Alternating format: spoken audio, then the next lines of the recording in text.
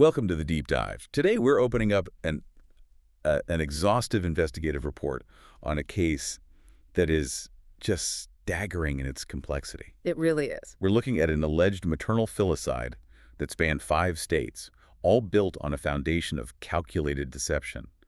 This is the story of 9-year-old Melodee Buzzard.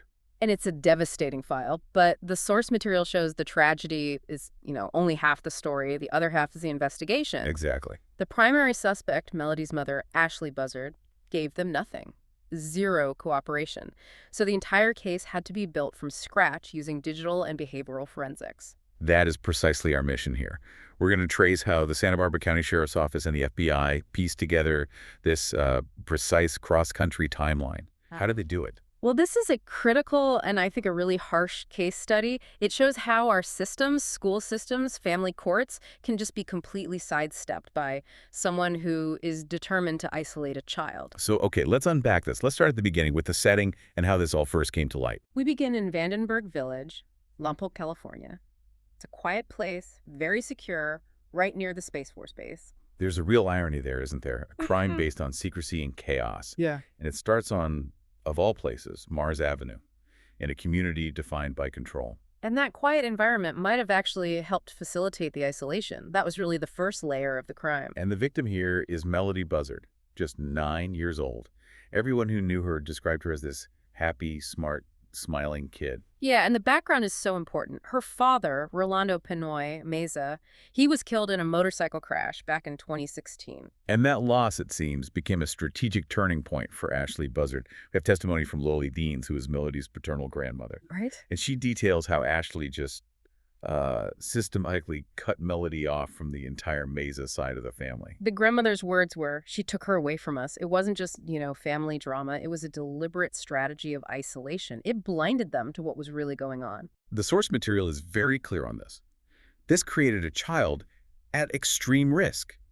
She was totally dependent on one person, a caregiver, who was already showing signs of, well, severe paranoia. And then she pulls her out of regular school. That just accelerated the risk. So that's where the system finally sort of catches up. It tries to.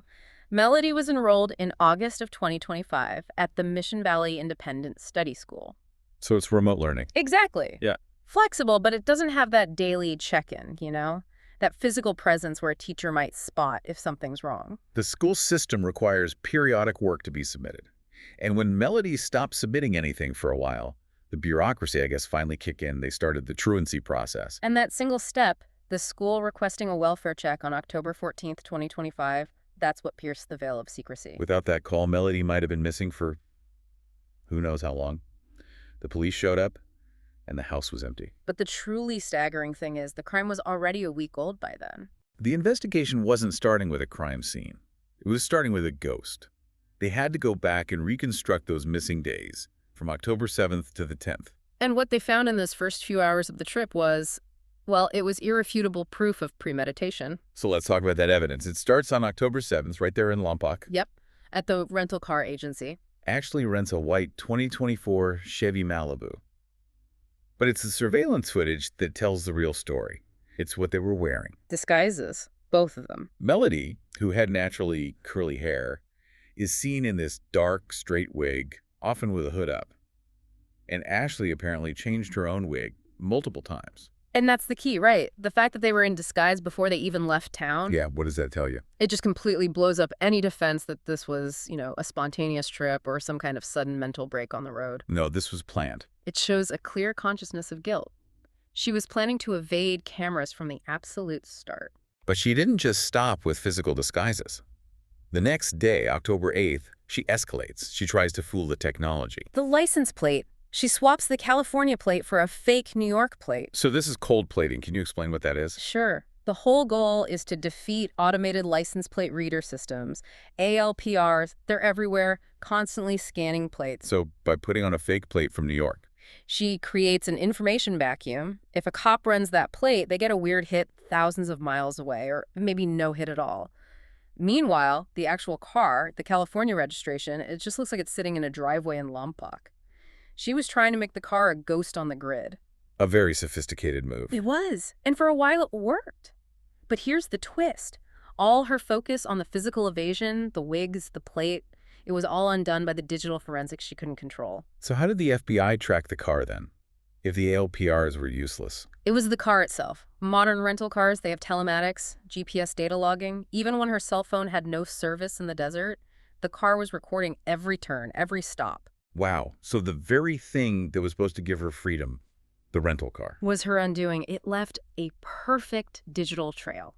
And that trail allowed investigators to pinpoint what they started calling the kill zone. the timeline shifts on October 9th. Melodee is seen alive on camera near the Colorado-Utah border. After that, the car turns west. Into the desert.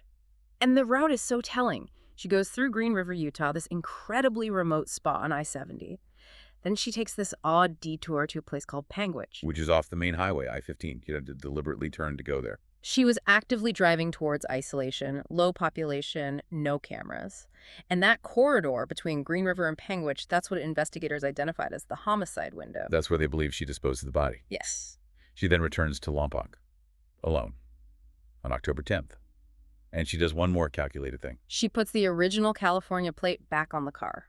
Before returning it. It's a cleaning mechanism. She wanted the rental record to look completely normal, as if the car had just been used for a short local trip. It's just methodical. So after the welfare check fails on the 14th, the search mobilizes. The FBI gets involved by the 19th. What did they bring to the table that the local sheriffs couldn't? Well, massive computing power, for one. They could process all that vehicle GPS data, the cell tower pings, access out-of-state camera networks really quickly. And they had the resources for just meticulous forensic work. They got warrants for the house, a storage unit, and of course the rental car. What are you looking for in that car? Trace evidence, anything. Microscopic fibers, soil samples, hair. You're trying to find a grain of sand from the Utah desert inside a car in California to physically link the vehicle to the disposal site. During this time, Ashley's behavior gets more and more erratic. This leads to the Tyler Brewer incident in early November. Right, Brewer was an acquaintance. He went to her house to offer help, and he claimed she locked him in, pulled a box cutter, and accused him of working for the police. Which led to her arrest for false imprisonment. It did. And during that bizarre encounter, she offered up her alibi. The zoo couple story. Can you walk us through that? She claimed she met a couple at a zoo in Utah, said they had a daughter Melodee's age, and that she left Melodee with them for medical reasons so she could get her own life together. Brewer described her as fake crying when she told the story. And that story, from a psychological standpoint, is fascinating. It sounds absurd, but it's a classic benevolent abandonment fabrication. Meaning she's creating a story not just for the police, but for herself. Exactly. It reframes the act. She's not a killer. She's a good mother, making a hard choice to save her child from something.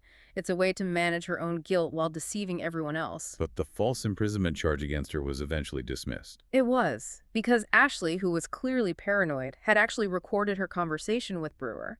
And that audio contradicted his claims. So she was cleared of that charge, but the incident itself was hugely valuable for investigators. Immensely. It proved she was paranoid, that she could manufacture these very elaborate lies, and it put the zoo couple's story firmly in the category of a known fabrication. The search goes on for weeks. The breaking point finally comes just before Christmas, December 23rd, 2025. That's the day. Human remains found in that Utah desert corridor, the one the GPS data had pointed to, were positively identified via DNA. It was Melodee Buzzard. The search was over. It was. And the arrest happened that same day. Ashley Buzzard was taken into custody at her home in Vandenberg Village, booked without bail. The charges are expected to be homicide, probably first-degree murder. Given the evidence of premeditation, the wigs, the plates, the route, it's hard to see it being anything else. If you connect all this evidence to sort of the bigger criminological picture, where does this case fit? It's a textbook example of a filicide focused on isolation and control. The detailed planning, it argues against, a sudden psychotic break. This was cold. It was calculated. A type of crime often seen when a parent fears they're losing control or custody of a child? Precisely. The isolation, the premeditation, the fabricated story of saving the child. It all fits together to define that specific typology.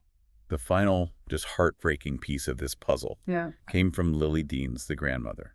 She shared what the detective told her that morning. A truly profound statement. She said, "The detective called me to let me know that they found the baby and the baby is with her dad. So, to sum this all up, this deep dive shows this stark paradox in modern policing. Mm. You have these classic physical evasion tactics, Disguises, fake plates, analog deception. but they were all made completely useless by the digital exhaust from her rental car. Which raises a really important question for all of us, Given how vulnerable kids in these independent study programs can be, and the total isolation Ashley achieved, what can we do? What systemic checks can be put in place to close that gap between a kid not turning in homework and a life-saving welfare check? It's a vital question. This was a tragedy built on deception, but it was ultimately solved by data. Thank you for joining us for this deep dive into the source material. And we'll leave you with this final difficult thought to mull over. The source material notes that Ashley Buzzard herself fled an abusive home at the age of 9, the exact same age Melodee was when she died. It suggests this terrifying intergenerational cycle of trauma. So the question is, how much does that history mitigate, or maybe just explain, the meticulous, calculated deception we've just analyzed? Something for you to consider.